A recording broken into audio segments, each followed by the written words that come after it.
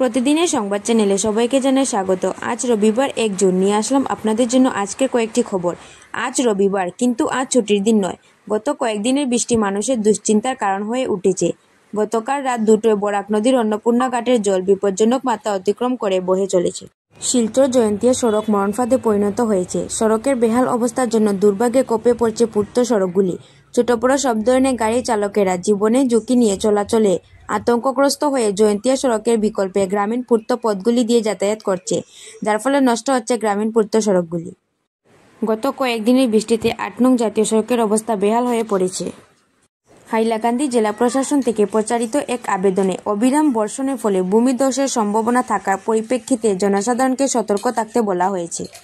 লাগাতার বৃষ্টিপাতের ফলে মধুরা নদীর জল বেড়ে যাওয়ায় মধুরা নদীতে তলিয়ে গেল একটি টিপার গাড়ি।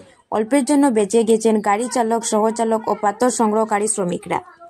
গত 2-3 দিনে টানা বৃষ্টিপাতের ফলে ডুবছে গুয়াহাটি শহরের বিস্তীর্ণ এলাকা। কোথাও কোমর জল, কোথাও বা বুক জল। জারি করা হলো লাল সংকেত।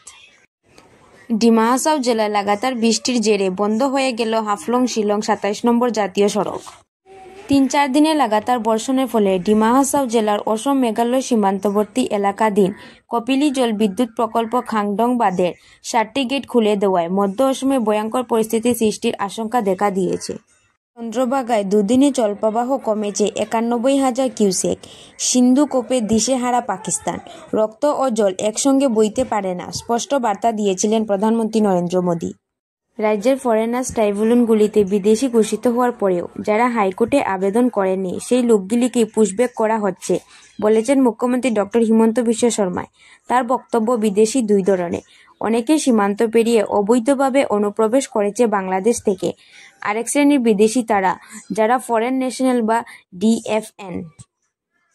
ভিডিওটি ভালো লাগলে ভিডিওটিকে একটি লাইক ও এইভাবে প্রতিদিনের বিস্তারিত খবর জানতে হলে চ্যানেলটিকে সাবস্ক্রাইব করে বেল নোটিফিকেশন অন করে রাখুন, যাতে আমার দেওয়া প্রত্যেকটি ভিডিও আপনাদের